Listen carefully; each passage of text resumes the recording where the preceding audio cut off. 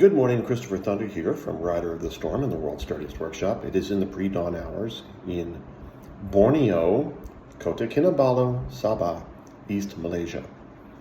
As you are aware, I have a Bajaj NS200 and it hasn't been too healthy. We took it to the motorcycle shop to get certain things taken care of, such as maybe a new master brake pump for the rear brake lever. So the cylinder inside the pump was extracted, shortened, and put back in. So it was a brand new pump off the shelf. And then he ran a line out to the brake caliper. So that part seems to be okay. Not the best. Really short throw on that guy. But that's what happens when you use aftermarket parts, is you start adapting and then the performance isn't exactly what you expect. On the other side of things, we got an oil change. And I remember with my visual memory, don't get me started on that, man. Sometimes that sucks. My visual memory says that after he changed the bike and gave it back to me, there was a wet spot below the oil filter, and I didn't think anything of it. But when I got the bike back to the house, it was immediately dripping like mad. So what I did was I set the bike up on its side stand, and of course oil can drip from one side of the bike and run to the other side of the bike where the side stand is and drip. But that's where the drip seems to be coming from, which was near the engine case split, and there's a bolt there where the drip was forming. So that's the first thing you attack, is that bolt where that drip is forming. Now, the problem with the Bajaj is it has a very rectangular catalytic converter that's sitting below the motor, which hides everything. And I don't want to get into taking off the exhaust system and try and diagnose this thing. So our first impression was that the engine was leaking from the crack, the split in the engine case. And I'm like, oh boy, this is going to be expensive. But I said, hold on, don't panic. Let's give it 3 days. Just let it cook for a little bit and we'll figure it out. Well, he immediately came over for beer, my buddy Robert, who owns the bike. He's the holder of the paperwork and everything.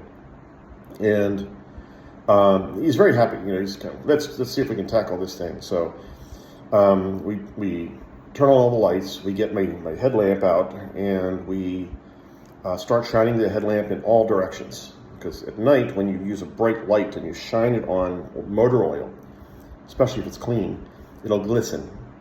It looks like a little laser beam, a little laser shot. And I have video of that.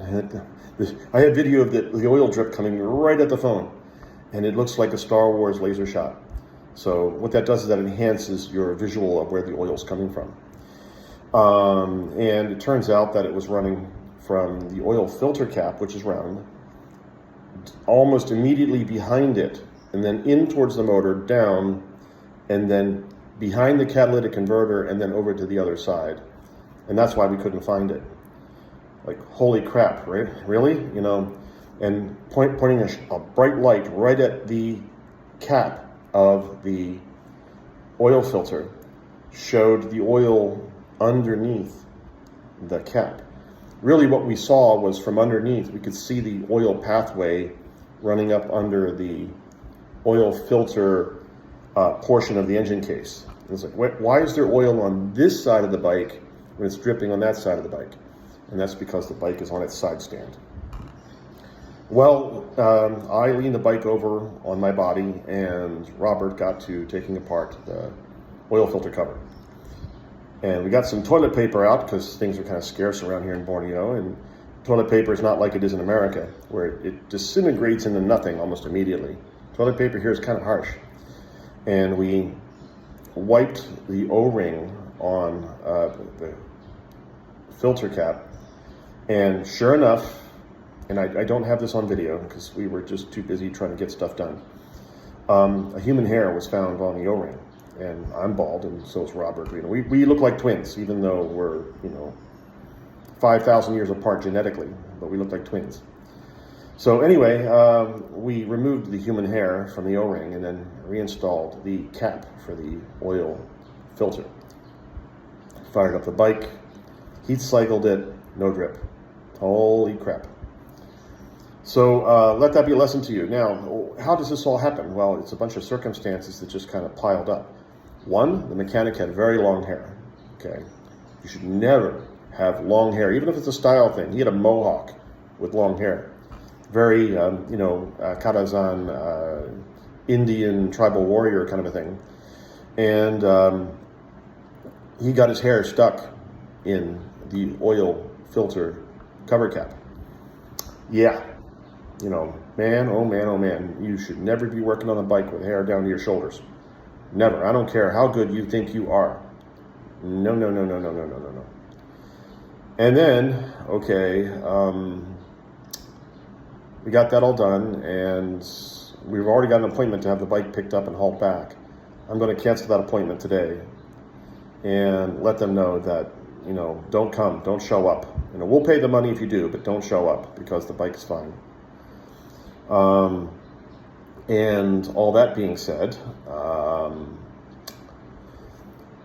the shop is going to have to take responsibility for the time we put into diagnosing the problem, because that's ridiculous. Getting your hair stuck in the engine while you have it apart. No. You can do thousands of dollars, thousands of ringgit worth of damage. It's like even more, right? And you could wind up killing somebody's motorcycle permanently, because they'll take it out right after the oil change and go out and ride it into the mountains, which is, 50 kilometers from nowhere, right? And that's Borneo. This is not New York. This is Borneo, okay? And you'll kill the bike out there in the mountains, and then you'll need to find a cell signal. You'll be searching for life forms out there with your phone to get a pickup somehow. Or you're gonna have to walk it up the mountain and down the mountain and up the mountain and down the mountain to get back to society. And it's gonna take you 2 days. Unless you can find somebody with a pickup, do a thumb deal. Oops, I got a little grease on there. Do a little thumb deal where you thumb a ride and you find somebody with a pickup that can lift the bike into the back. Kadazans are wonderful people, very sociable and very kind. Just because they're headhunters does not mean that they're bad. The headhunter name was given to them by the religious folk that tried to come here and convert them into Christianity. Boy, they were in for a shock. Anyway, yeah, so these things can happen. Keep a positive attitude. Take a day or two and let things kind of, cook a little bit in your brain. It's very hard to diagnose oil when you're out in the bright sun in Borneo, because you cook, you just do. And the first thing that we could have done on a normal day in a normal part of the world is you lay it over in the grass and you look at it. Then you lay it over in the grass on the other side and you look at it in the bright sun, and you would have caught it. But you have to walk around the bike. So lay it over this side, walk around the bike. Lay it over on the other side, walk around the bike. Just look at all the little nooks and crannies, and you will find it. So that's the lesson for today from Rider of the Storm and the world's dirtiest workshop. I want to thank you for watching me, Christopher Thunder, and we're going to do some Bajaj videos. Haha, stay tuned. Bye-bye.